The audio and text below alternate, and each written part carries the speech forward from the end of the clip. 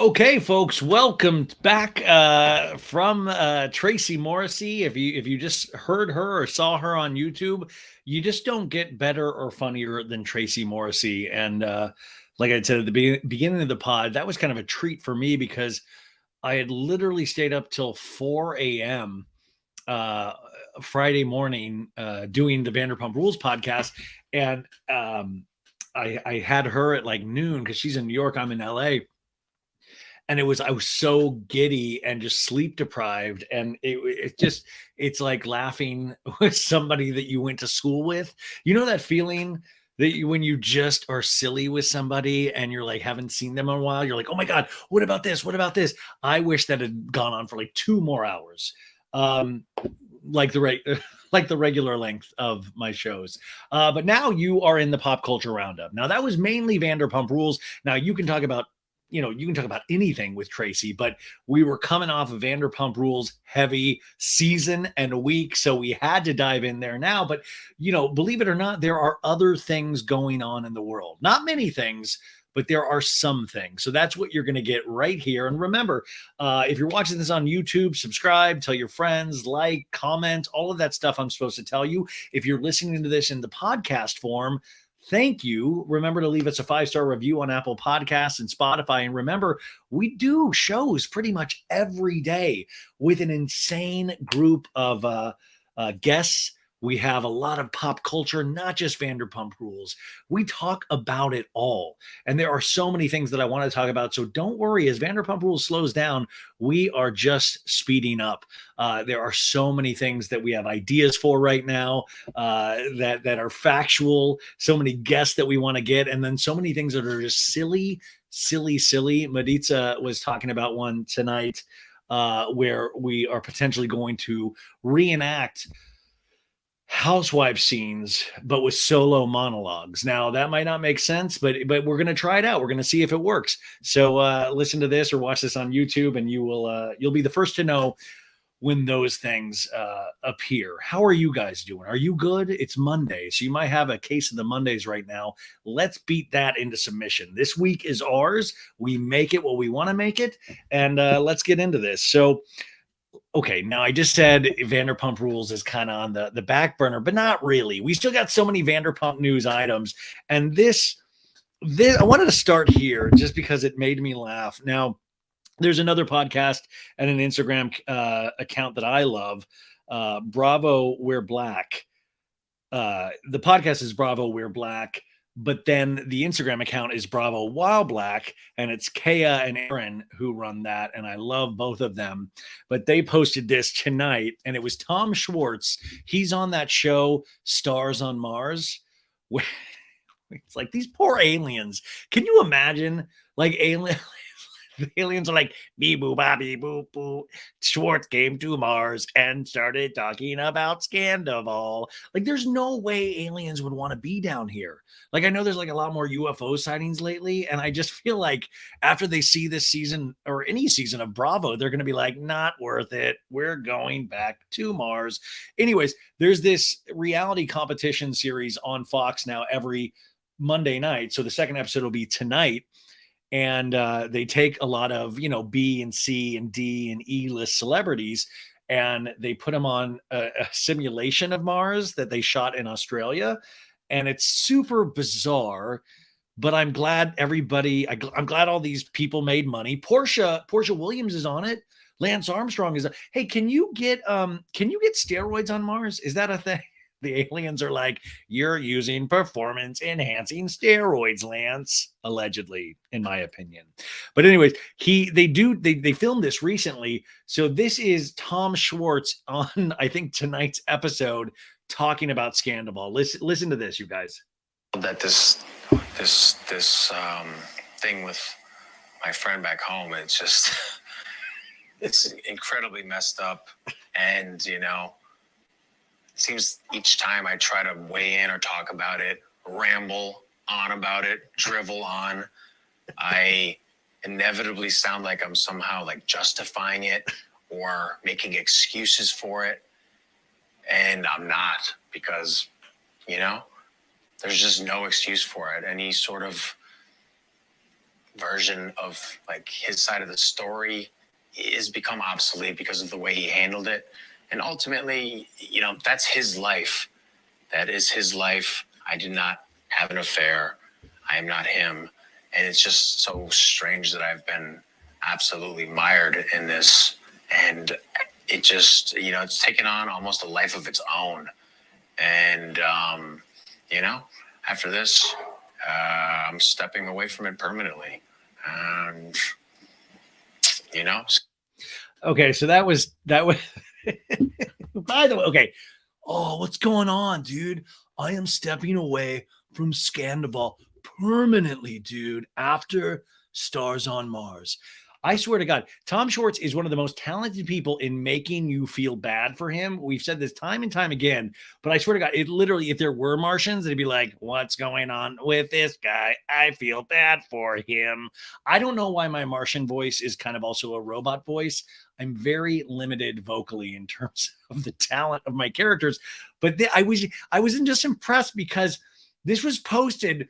And then you see the comments, and this is Schwartz has, you know, we also have some kind of like gift, some kind of magic gift in our personalities.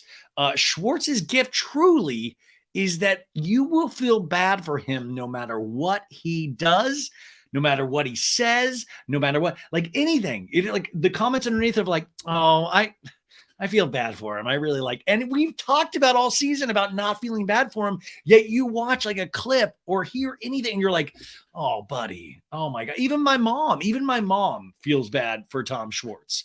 And I'm not even talking about recently because she hasn't been able to keep up with the last couple of episodes, but back in the day when she met Schwartz at Tom Tom, and he was super nice, but he was like trashed. And he was like literally like drooling over himself, but he was so nice to take a picture with her. And then she was like, oh, I want to take care of him. And I'm like, he has a wife at home. This is like, mom, it's like 12:30 in the morning. Like, you don't have to feel bad for him.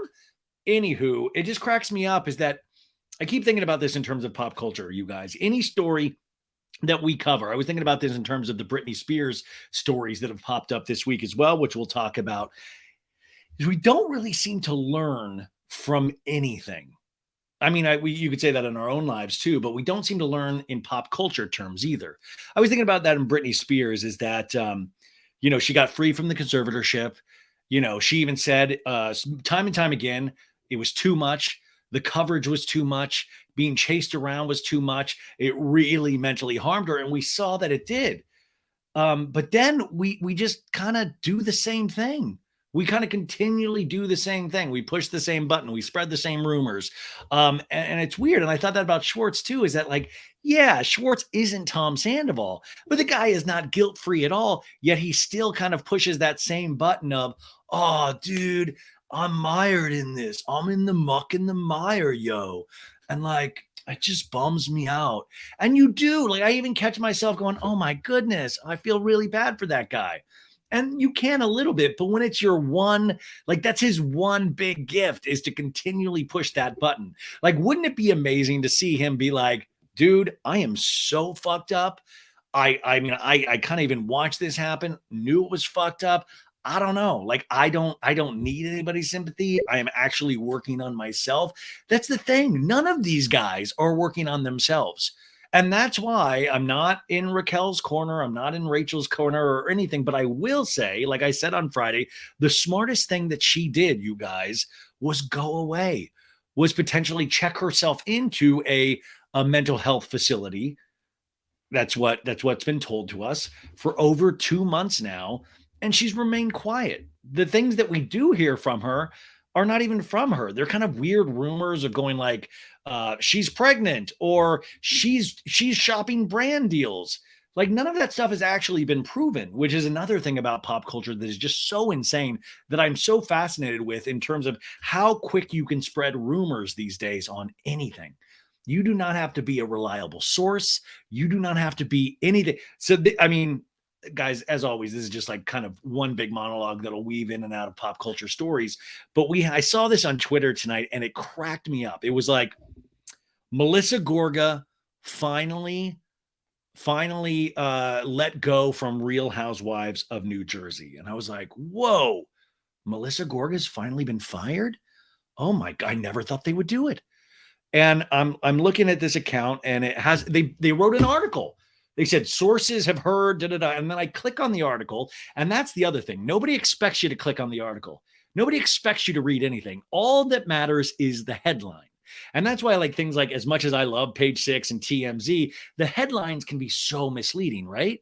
Because they just need to grab you. They want you to click through, but they don't even expect you to read it.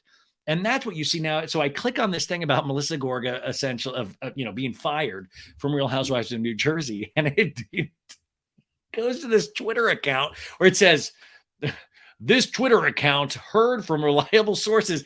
And I shit you not, the Twitter account's name is Ray Huger's Nuts. Karen Huger's husband from Real Housewives of Potomac. It was like Ray Huger's Nuts. So at Ray Huger's Nuts says, and it was literally like hearing from sources that Melissa Gorga has been fired. Guys, and by the way, that tweet like blows up because it gets spread around, and nobody sees that this is like a Twitter account that literally just shit posts and talks shit. Like, because everybody wants to believe the most insane stuff, because that gets us really excited. And that was the thing about Scandival that really kind of blew me away as well, was that we had this horrible thing that we could prove happened. People are admitting to it, but we wanted to go and make it even worse and crazier. I mean, so listen, we'll wait to see about Melissa Gorga, but there is something so funny that nobody checks any kind of source anymore. Or I could tweet. I mean, we should test this out sometime. We should actually vote on this. Anybody listening or in the Patreon or on YouTube, we should vote what rumor that we could put, or I could put out on one of my platforms and get people to spread it around. And the sad thing is, like, I don't even know why I would, because I know it would spread around. We could make up literally anything and get it passed around. And that's what's scary. I love this audience because we usually do the reading. We kind of go more into it. And we know not to just trust, what somebody says, unless it's like a news outlet, and also, not The Onion, a trusted news outlet. That's always important. But we got to be more discerning as viewers, because that's I just hate fake information, because it's so easy and there's so much good stuff that we can actually talk about. So Tom Schwartz still killing it at making you feel bad for him. I did enjoy him on Jax and Britney's podcast last week. First time I listened to Jax and Britney's podcast, but it was great. It was fine. Now Tom Sandoval was in the jacuzzi with Raquel. Tom Zanzibar, you guys, on Saturday night, he was at Tom Tom, and somebody sent me this. He was it said he was originally at Schwartz and Sandy's, but they were full, so couldn't make it in. Or I don't even know what the story behind that is, but it sounds like I don't know. I don't know if they're not letting Tom Sandoval in, but he wound up over at Tom Tom with Billy Lee, and he took pictures with a bunch of fans. And, got his big goofy smile on there, has his little leather jacket, his hat, everything. And that's the other thing, is that don't feel bad. Don't feel too bad for any of these people. I mean, this guy is still out there trying to get any attention, any adulation he can. And the thing is, like I've said all along, it's not going to change. People still want to take pictures with him. People still want to be around him. His shows, people are still going to them. And I think that is something so fascinating about this day and age in terms of celebrity, or even reality star celebrity, is there is this itch that he needs scratched constantly. Because listen, if he really wanted to have a nice dinner with Billy Lee, he could go to like the local Chevy's and have a nice Mexican meal instead of going to Tom Tom. He wants to be seen. He needs to be seen. He needs that fulfillment. And at the same time, there's always going to be people that want to see him, regardless of the situation. I mean, somebody sent me somebody that was like, I know I've talked shit about Tom Sandoval this entire season, but I had to get a photo. I had to. And in a sense, you totally understand that. Of course you had to. That's very exciting to see somebody that's on TV. It just is. You can't explain it. There's some sort of magic thing. And that's why we all kind of tune into that boob tube, because it is this magical thing that you can't imagine that you could ever possibly be in the same room as somebody that was on that magic box. And I know some of you are out there going, oh, I don't give a shit, but you probably would in that scenario.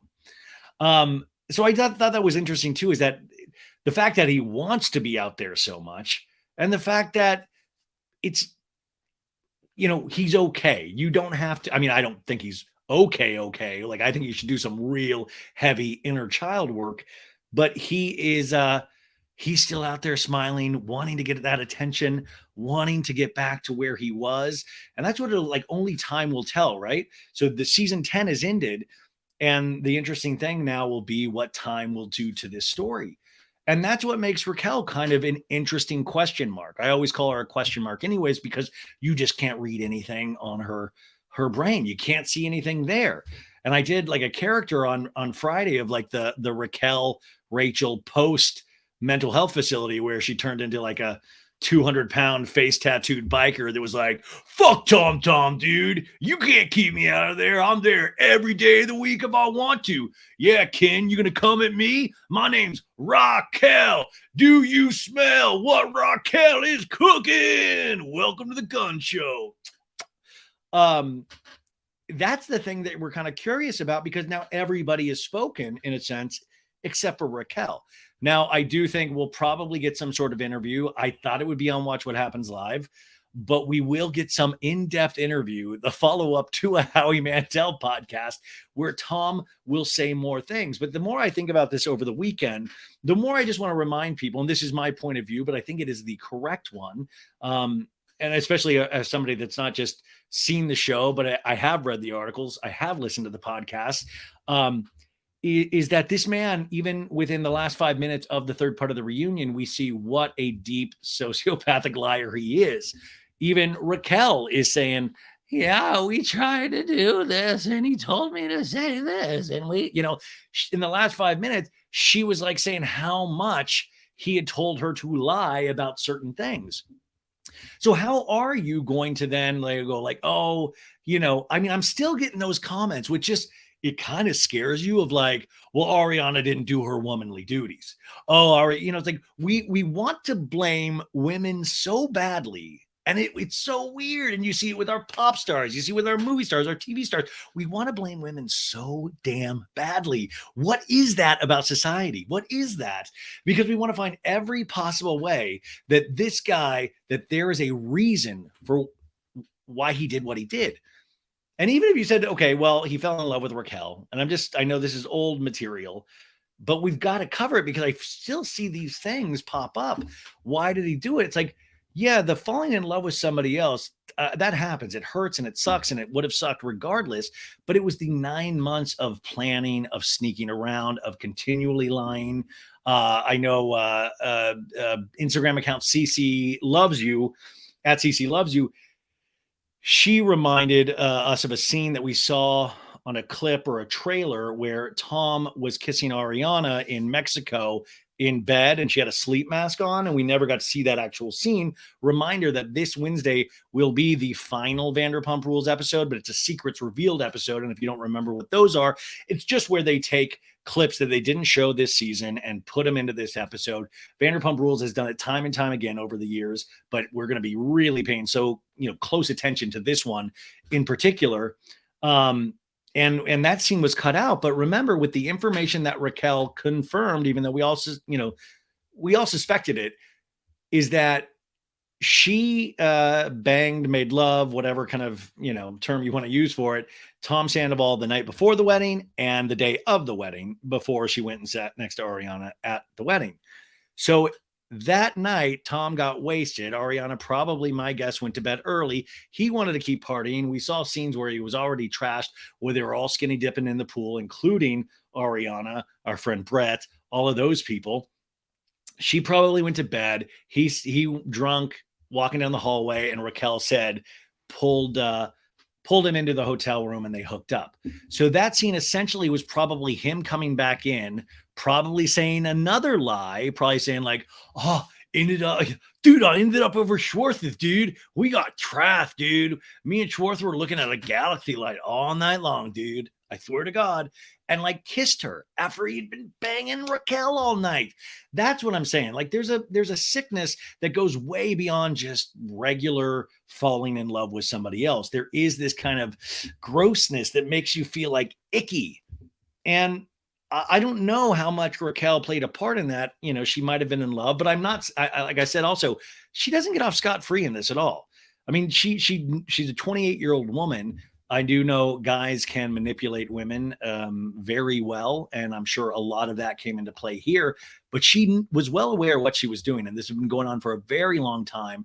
And she also was in on plotting the lies around Ariana, and she did know a lot about this. So I don't fully feel bad for Raquel, but what I do appreciate is that she has the only person in terms of those two knuckleheads that has done some kind of response to this of I'm, you know, who knows if we can believe her, but I'm not proud of these actions. I'm trying to study why I do the things that I do, and I'm going to disappear. And I'm not going to go out there and like with my cover band or try to find brand deals immediately. All that shit will come. So I don't know. It'll be interesting to see long term how that plays out. But don't feel too bad because, like I said, Tom's already out there. If he's not doing the show, he wants to be at Tom Tom. He wants to be seen. He needs that, and that's what scares you for people, right? It's that desperate need. We always talk about that in terms of Bethany Frankel. Is that it's not enough for her to be a multimillionaire. She wants to be out there in the public. She wants people to be talking about her, and that's why sometimes she will give her opinion about everything, even though you do not ask her that at all, just because she wants to be in there. She wants to almost upset you or to have you feel something so you can keep talking about her.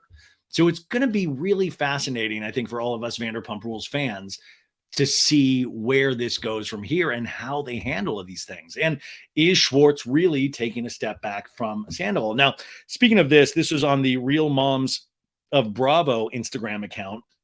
They're great. And they had, I think they taped this from Greg. Greg is he was the character of the evil owner over at Schwartz and Sandy's. I thought he was the true villain of Vanderpump Rules this season, and I didn't know this all was going out. This is kind of bad audio, but see if you can hear this. He's talking to some clientele at Schwartz and Sandy's, and this is what he said at Schwartz and Sandy's during work. For 10 years. I never watched the show until I got involved, so I'm getting a crash course on the unreality of reality television. Yeah.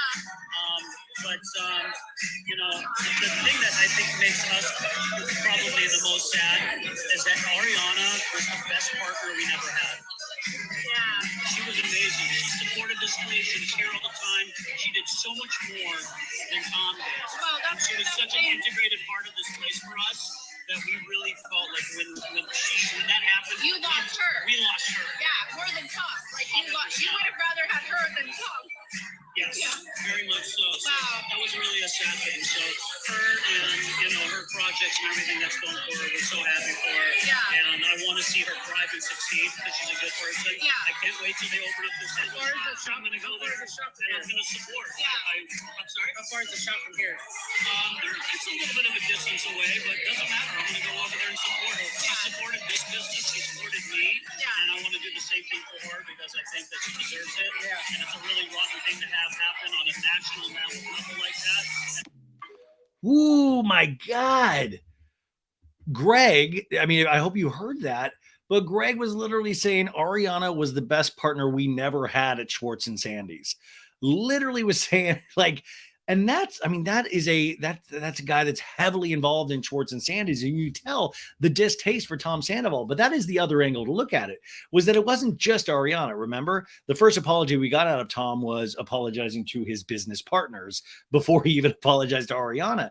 And it is that thing to think about of this guy was so into living this kind of not rock star lifestyle, but really he was doing a lot of deceitful things. It's, lying to a lot of people at the same time, trying to get this bar up and running. And we saw the struggles on the show. And he was so much more into that reality of keeping those relationships going than he was into Schwartz and Sandy's. And if you have one of your partners be willing to say how shitty of a owner he is, I mean, that's just dark. And people are like, well, that's unprofessional. Yeah, okay. Do you think also maybe what Tom Sandoval did to put all of that at risk, completely the most unprofessional? That's the other thing. People like just will judge that. I'm like, yeah, he's probably livid. He probably has to put a lot more work into Schwartz and Sandy's because of that guy. And Schwartz and Sandy's does have probably like a 50% chance of actually making it. I mean, making it a year or two, hopefully. But it's a really uphill battle because you have those looky-loos that'll come regardless to get the picture, but can you get them in the door to have the drinks, eat the food, buy the merch, all of that stuff? And I think Tom Sandoval in his head, this is just complete speculation, was thinking, ooh, I'll open the bar with Schwartz with Schwartz, like we did at Tom Tom. Automatic audience, we'll pop in, we'll be the owners, but we own it. We get a bigger cut of this place, not realizing potentially all the hard work that would have to go into it. I think he was still thinking of himself as a figurehead because being on television almost relegates you to this kind of Chuck E. Cheese spokesman kind of thing, like put on the costume and do the dance and take the pictures. And he's so good at it.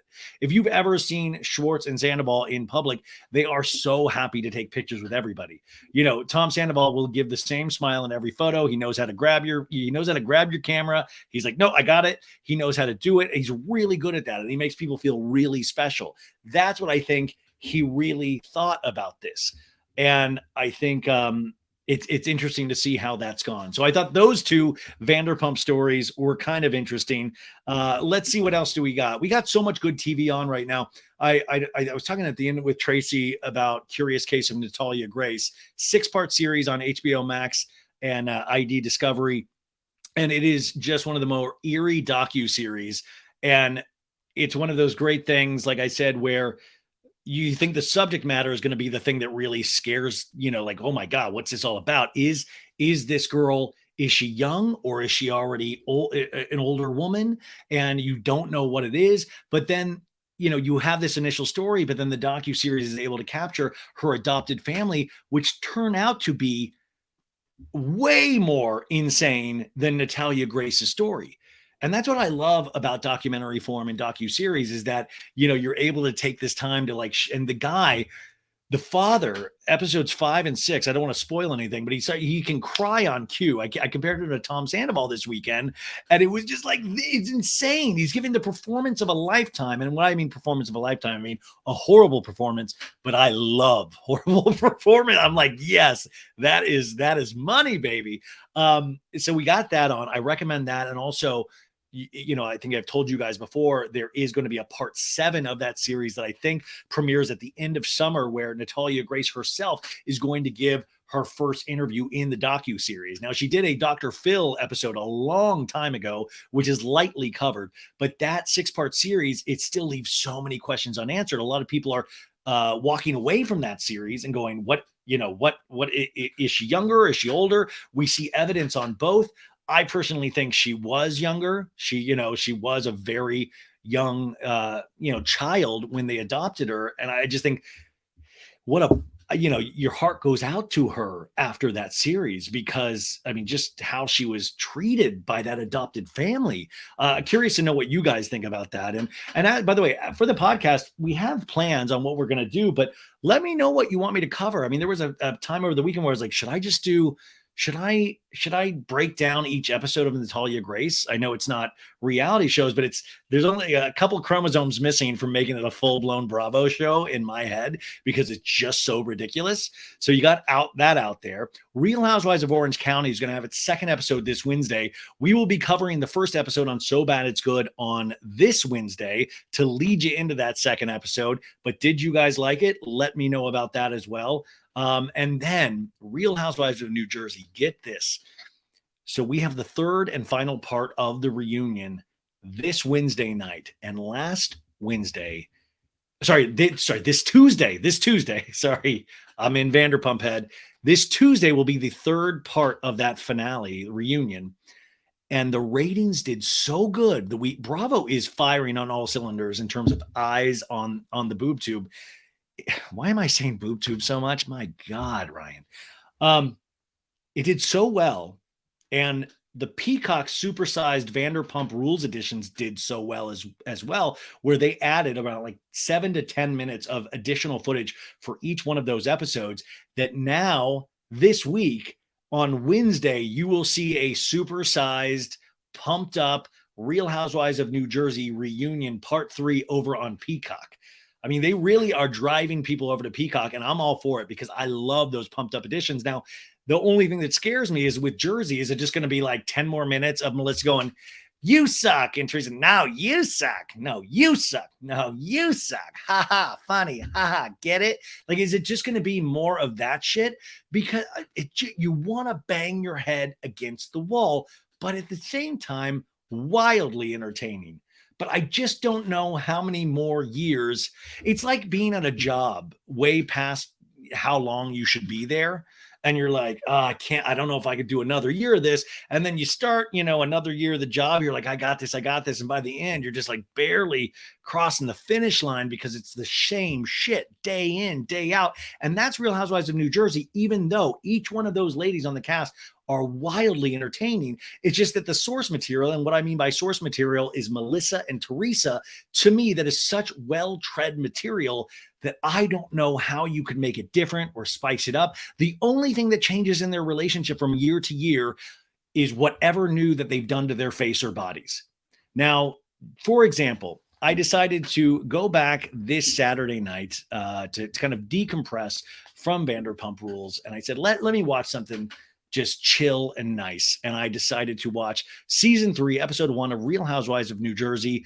You guys already know what episode that is, right? It's the christening episode. It is the episode where Joey Gorga and Melissa get introduced to the audience. And when I tell you, this is one of, if not the best reality television housewife episode in history, I am not even close to making that up. This should be required viewing for any Bravo or reality TV show fan at least once a year. And I think it's been like 4 years since I watched it last, or 3.5 years. You know what? I had Laura Marie Shanehalls from Sex Unique podcast watch this 3.5 years ago when we started the podcast to talk about it on the show. And I think that was the last time. She had never seen it. And she was like, "Holy shit." But I watched it and I forgot how intense it was.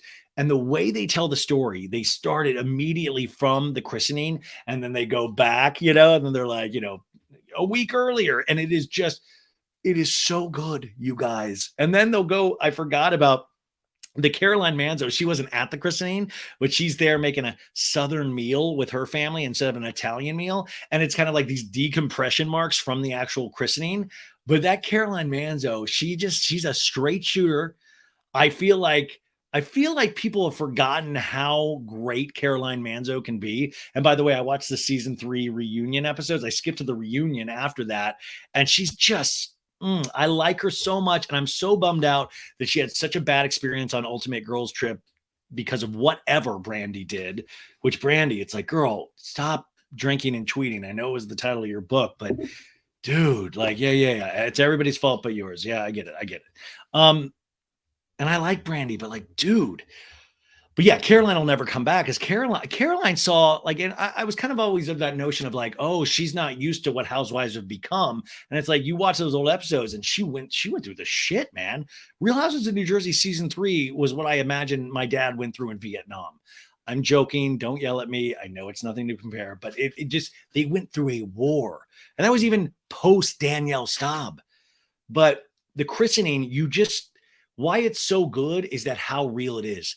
This family history, you can feel it. You can sense Joey Gorga's upset at Joe Giudice because, Joe Giudice, stole Nono away from him. Joe Gorga's out there working, being a contractor, and Nono hangs out with Joe Giudice, and Joe Giudice poisons his father, Joey Gorga says, against Joey Gorga.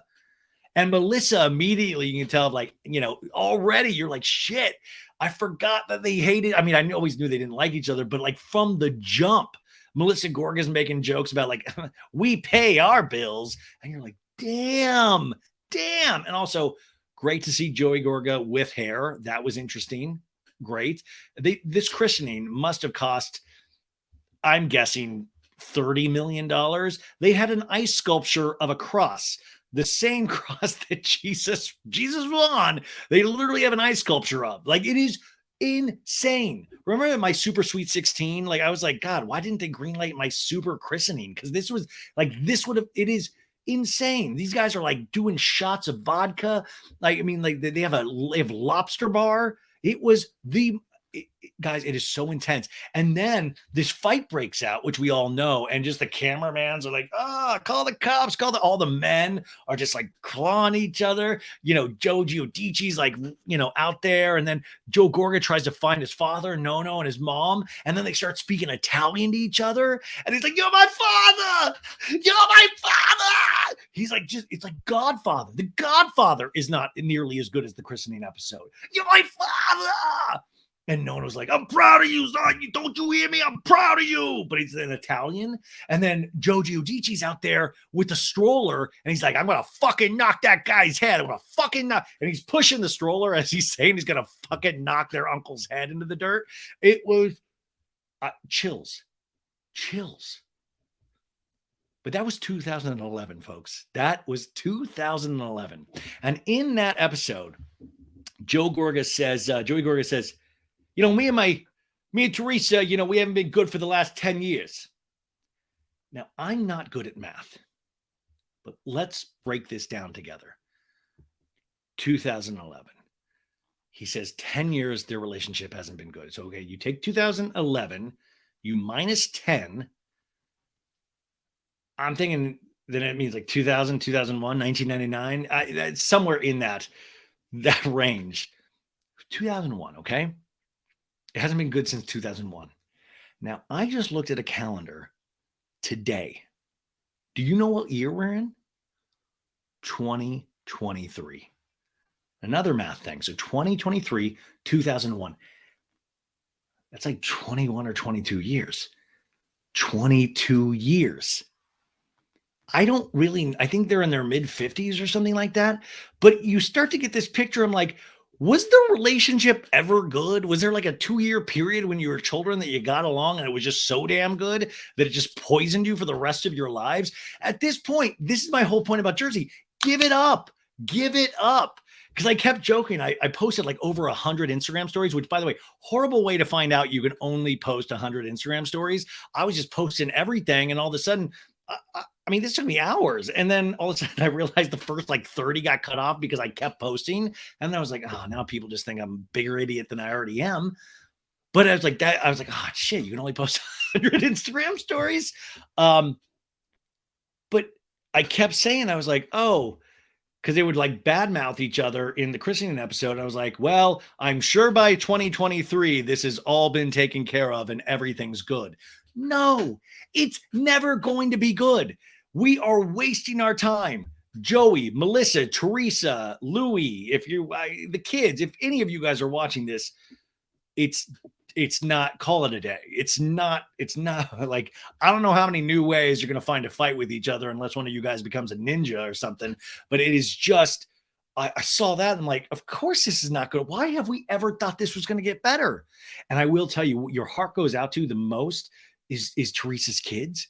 Like, I forgot Gia trying to like, you know, like push her mommy away and like crying. And like, it was all this. And you realize, fuck, those girls have been raised on that show and they've dealt with so much drama and trauma. And that's why, as much as I want Teresa to be happy, it just scares me too, because the Louis of it all, I don't get.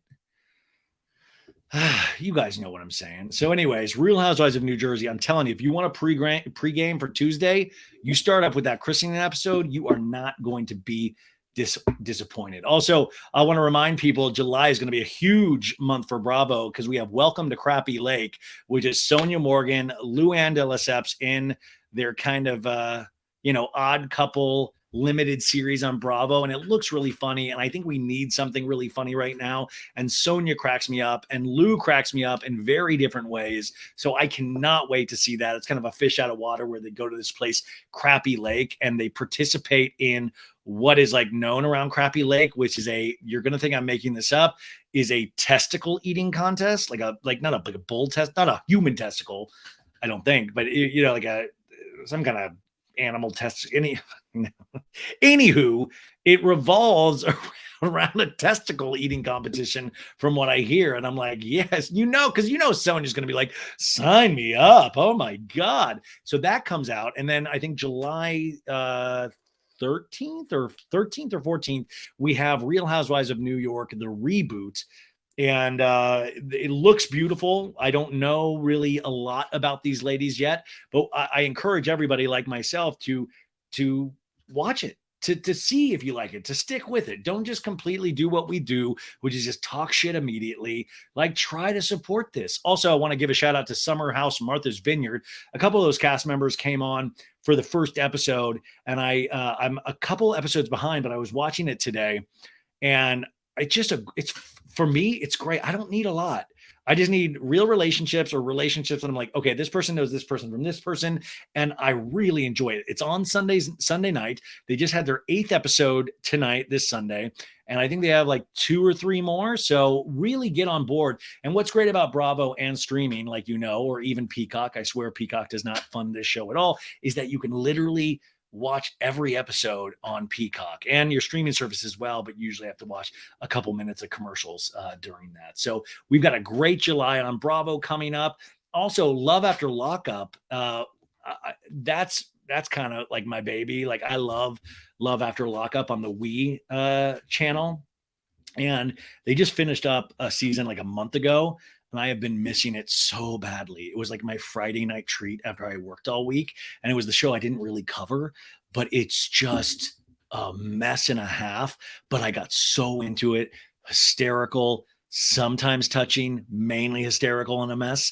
And Maritza told me today that Love During Lockup, not Love After Lockup, but Love During Lockup, where they're falling in love while one of them is locked up. Very clever title.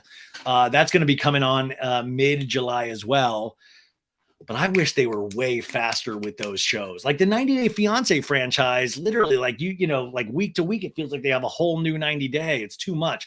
Which, by the way, 90 Day Fiance is on right now. They have the 2nd episode of the new season, and I watched that tonight. And I told you guys this last week, but it's just, they might have gone too far. I'm just turning into such a pussy in my old age, where there's like a deaf gentleman on there. There's a gentleman that, like, on the end of the 1st episode, the producer actually breaks the 4th wall and says, "Yo, we found this girl. You've fully been catfished. It's actually a dude." And this dude like takes care of his mom. He's like this good-hearted individual, and he's like starts crying. It's like, oh my God. It's just horrible. And then you got Goofy Gino, who can't find a hat to fit to save his life. And none of this, And listen, I'm all for letting people, come to this country and hopes and dreams. But some of these people, I'm like, I don't want that. I don't want her here. She's wacky. But all these people are like, it's like this basis of like wanting to find love, and like we're all there, but these people have gone so far from it, and they're just like usually being used for money or for a visa, and it just breaks your damn heart. And I'm trying to find you. Oh my God, there's one girl, you guys. Her husband died a year ago from cancer. The two tiny kids. They always ask to sleep with their dad's ashes. It's like in a beautiful wood box. They're like, "Can we sleep next to daddy tonight?" And like, that's beautiful what it is. But then she met some dude overseas, some like modelly dude. And she's like, "I fell in love again." And you're like, "No, you don't do little kid. You don't do this. Don't do this." Like, it is. If you watch the show, you know what I'm talking about. If you don't, I might have just scared you away from the show. Either of those are things totally fine. Now, some non-Bravo news. This is Naomi Watts. The actor Naomi Watts? She got married to actor Billy Crudup. Billy Crudup, for me, one of my favorite roles of him, was he played the lead guitarist in Stillwater from the movie Almost Famous, the Cameron Crowe film. I just thought he was amazing in that. But he's just an amazing actor. Him and Naomi Watts got hitched a couple of days ago. They went to a New York City courthouse. They both looked great. Naomi Watts is just Mulholland Drive. She's been in just every damn movie out there. Do you know she's best friends with Nicole Kidman? They knew each other and were friends before either of them became successful. Well, but what's fascinating too about this marriage, Naomi Watts used to be with Liev Schreiber. Now we know Liev Schreiber because she's the one that said to the New York Times, "Why are you posting about Scandal? Is this news?" Yeah, it is, Liev. But they used to be together. Now Liev is with another girl. Now Naomi Watts is with Billy Crudup. Do you know who Billy Crudup used to be with? Now he actually had an interesting dating history. Billy Crudup used to be with, am I mistaken, Mary Louise Parker, I believe, or was it Claire Danes, or was it both? Let's see here. Okay, here's a relationship time. Oh, dating history. God, you love the internet. The internet really didn't even exist 25, 30 years ago in the form that we have it now. And what we use it for is just to find out who Billy Crudup used to date. Okay, yeah, this guy used to, Claire Danes, 2003 to 2006, Jennifer Connelly, 1996, and then he was with Mary Louise Parker from 1996 to 2003. So that was a big one. So they are now married. So congratulations to the new couple. That's very exciting. Also, I love this quote. Jennifer Lawrence has a new movie coming out. I think it's called No Hard Feelings. She had a big, long break, but she is a phenomenal actor. But a lot of people know her from the Hunger Game series. And I love, this is like, I hate headlines like this. Jennifer Lawrence said she'd be happy to come back to the Hunger Game franchise. And it's just some interview where she's like, oh yeah, I would do that again. I really like doing those movies. But it's like, yeah, of course they fucking want to come back. You think people don't like money? Of course they do. Gosh, I'm still way too amped up from Vanderpump Rules last week. Okay, do you want to get into the Britney Spears of it all? I need to talk about this because it upsets me. I talked about it earlier. Is that there was some articles that came out last week and some accusations that involved her husband or her ex-husband, Kevin Federline, and their kids, but they had participated in a documentary where they got paid like $250,000. And these people press released or pushed these stories out last week saying that her family are in fear that she is on methamphetamines, and that it says loved ones are terrified she is on the Breaking Bad drug. Son Preston says, I hope she'll listen to us before it's too late. Now, this is a Daily Mail article, but there was a lot of articles about this. And this is such dangerous. I don't even want to call it journalism because it's just kind of just spreading bullshit that doesn't really, it's like piecemeal journalism. Like Preston didn't say it about crystal meth. Preston was saying it about something else. But also, you really can't trust any kind of quotes that are derived from people that get paid to get quotes. You can't trust somebody that gets paid $250,000 because they're supposed to deliver the goods. And also Kevin Federline especially has always had this kind of gimme. He is taken care of by the Britney Spears estate, and for a long time was trying to get more money. Remember, he is the guy that kind of had a handshake deal with Britney's dad for a long time. But anyways, this new documentary that they had filmed years ago said, I fear she's on meth. I've been praying someone would make it public and that she wakes up. She is the mother of my boys. I don't want the boys to wake up one morning and find their mother has taken an overdose. Now, this is just really horrible. Also, he was granted being able to take the kids to Hawaii recently, which I was shocked, but, glad and way to pick a very expensive state. So, he said these things and I was kind of like horrified. Like, why would you, this is the kind of help that she doesn't need. And this is the kind of stuff of speculation, putting things out in the media before they're actually spoken to her about. And it's just was wildly also turns out to a lot of that to not be true. Now, her lawyer, who got her out of the conservatorship, has kind of weighed in and said what bullshit this has turned out to be. Sorry, I'm trying to find this article, you guys.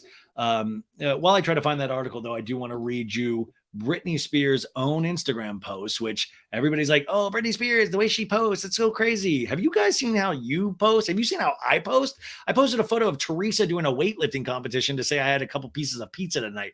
None of us post amazing. But anyways, Britney says in her own Instagram post, says, the fact that people are claiming things are not true is so sad. This may not even be them saying such things because it doesn't make any sense to me for them to be saying that.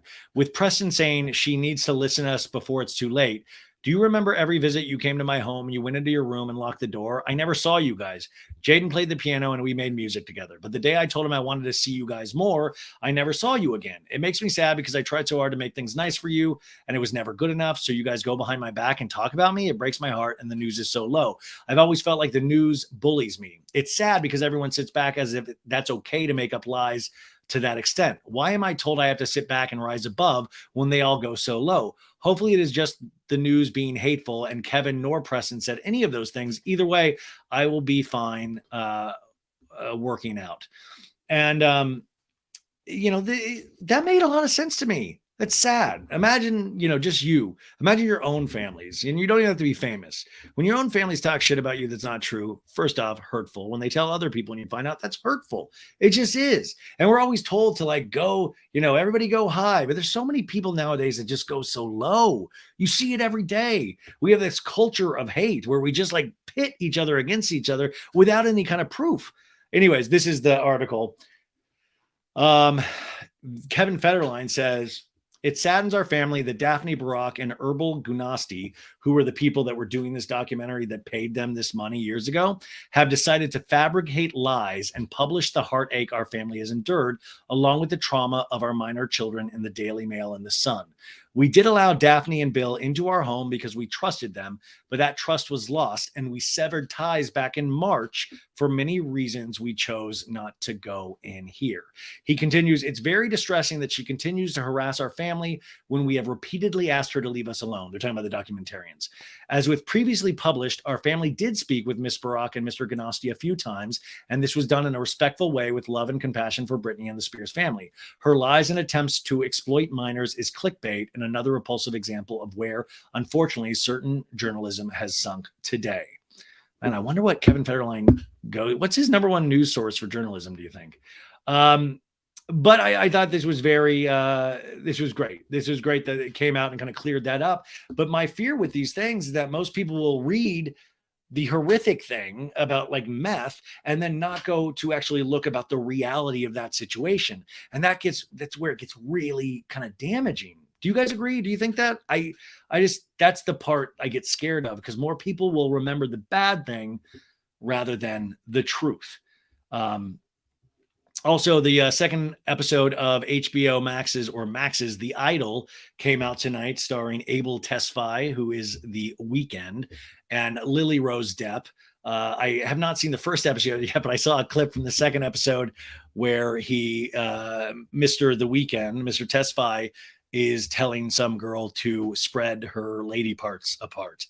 And he looks like he is acting being on Kokanya. So looks like a great show, you guys. Are you watching? Do you like it? Is it worth watching? I like Euphoria, but I don't know. I've said from the beginning many times, I'm just not a big fan of The Weeknd as an actor. I do like his music a lot. And finally, even though there are so many things to talk about, but God, I could talk to you guys forever. I should just do Twitch streams where I just go 6 hours at a time and we cover every news story imaginable. Let's see here. Oh, I wanted to talk, two things. Maritza, who will give me stories. She loves Harry Styles. I love Harry Styles too. He is still doing his tour. Taylor Swift and Beyonce are not the only two people touring right now. I guess a bunch of his fans bought flowers and they threw them at him during his song Grapefruit Juice. And Harry loved it. His band loved it. I guess there's tons of, there's an Instagram video of this. The flowers just kept coming. Imagine spending so much money on a Harry Styles concert and then having to buy a bunch of flowers to throw at Harry Styles. But when you see that guy smile at you, I'm sure it's worth all that money. And then I guess a security guard went and picked up all those flowers for Harry afterwards on his request. And the fans, so if you're going to a Harry Styles show, people are hoping for it to become a thing they do at every show. If they really wanted a thing they do at every show, they should just sell flowers at the show so people don't have to bring the flower. Call me crazy. What if that's my new gig? I just buy a bunch of flowers and sell them outside of a Harry Styles concert. He's also on track to have as what is to become the most streamed song ever on Spotify.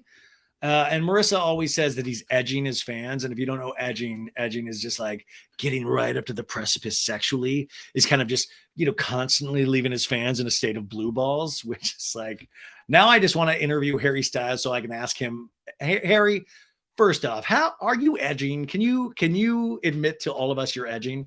And then finally, I want to talk a second about the Kardashians. Did you know, fun fact, that they have a TV show called The Kardashians that literally is 3 episodes in, and not a lot of us are talking about it. And it's like, as somebody in pop culture, it scares me. It makes me nervous for the Kardashians.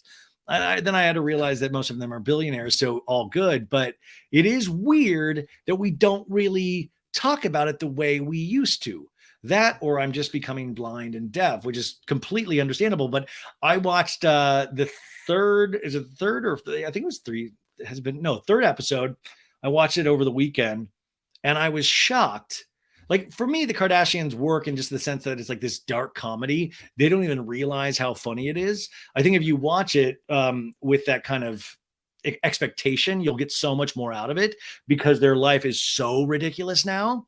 And when they finally have Scott Disick back, they must have made some deal with Kourtney where it's like, Chris is like, sorry, Kourtney, he's really entertaining. We're going to have him back. We won't let him speak about you, but he's coming back because Scott Disick is great. He will he'll play ball. He'll talk with anybody in any scene. Kim wants to go to lunch. Yeah, Scott will go. Like, I love this place. I love eating food. Thank you for inviting me. He's always a smile on his face. He's like, Kim, you're amazing. You're gorgeous. I love it. No talk about Kourtney. No, I'm great. I've got a beard now. All good. So they do that now. And that you have this storyline where Scott's hanging out with Kim. Kim's talking about that I want to date a bunch of people. The media kind of made more out of my last relationship than I did. When it's like, oh, come on, Kim. I saw all that shit you were saying about Pete Davidson. Give me a break. You made it a big deal too. Don't try to do that. Don't try to gaslight your audience. But anyways, she wants to date a bunch of people. And then Khloe had like some face skin cancer. And so like they show her like all being sewn up. She also has a new child, but she's not bonded with that child yet because she went through surrogacy, which is actually a serious issue. But it's more scary that she's like, yeah, Tristan's always around, but we're not going to get back together. But he is always around. And Chris is like, I love that, hun. I'm like, why do we love that? There's so many red flags in this show and nobody will ever tell anybody the truth. And then you have Kourtney, who is like the rebel of the Kardashians. She's out there getting finger blasted by Travis, like literally every scene they're in. I mean, you would think at this point, all their friends must be so exhausted being around them. I'm like, oh my God, we have to keep telling them how sexy they are together. She's launched a vitamin brand and she is doing a press tour in New York. And it is legitimately, I was like, I don't even need to take melatonin anymore. I will just watch Kourtney do her press tour. But everybody is just kissing her. Oh my God, Kourtney. Oh, you make me want to take vitamins. It's just so exciting. It is redonkulous. And I just always get scared for the day that Travis doesn't try to feel her ass in public. And she's like, something's wrong. He didn't try to finger me in public. It is so wild. And I got to tell you, if you watch it as a dark comedy, it is one of the best shows on right now. And so I will be on the Patreon. I started working on it today. I got to finish it tomorrow. Angelina Faye has been taking notes for me on these Kardashians episodes, and I'm going to put all 3 together in one episode, hopefully tomorrow, because there's just so much fun stuff to talk about that I would be remiss in not putting it out there, even though so many people just hate the Kardashians, and I understand that feeling, but I always think they need to be studied. They need to be watched. We need to bring them out into the light. Bad things happen in the dark, which, by the way, Kim also tells us this week that she's like, I like to turn the lights up. I don't like, I get weird with my body. I can be on camera and pretty much show everything. But, I'm like, okay, Kim, like you just sometimes wonder if people do write like storylines for them of like, Kim, okay, this season, we're going to have you say shit like, I get nervous in the bedroom and I like to keep the lights off, because we did a study and most, like 80% of Americans feel the same, except for Tom Sandoval. He wants you to keep a shirt on in the bedroom at all. He wants to see, he doesn't want you in a shirt in that bedroom. If Tom Sandoval was with Kim Kardashian and Kim was like, I want to turn the lights off, he'd be like, dude, you suck, dude. I'm going to go cheat with Raquel. It's crazy, dude. Come on, man. It feels good to talk about the Kardashians for me. It's like home. Anywho, you guys, what a long episode. We did it again. Remember, if you're listening to this, there are timestamps. I always like to remind or train the audience about that, but there's just too much to talk about. We got a bunch of great guests, great shows this week, so keep tuning in, subscribe. Remember to rate us 5 stars on Apple Podcasts and Spotify. And if you're watching this on YouTube, hi, hello, thank you for being here. I really, really appreciate it. Let us know in the comments, tell your friends, all that junk. And I hope you have the start to an amazing week.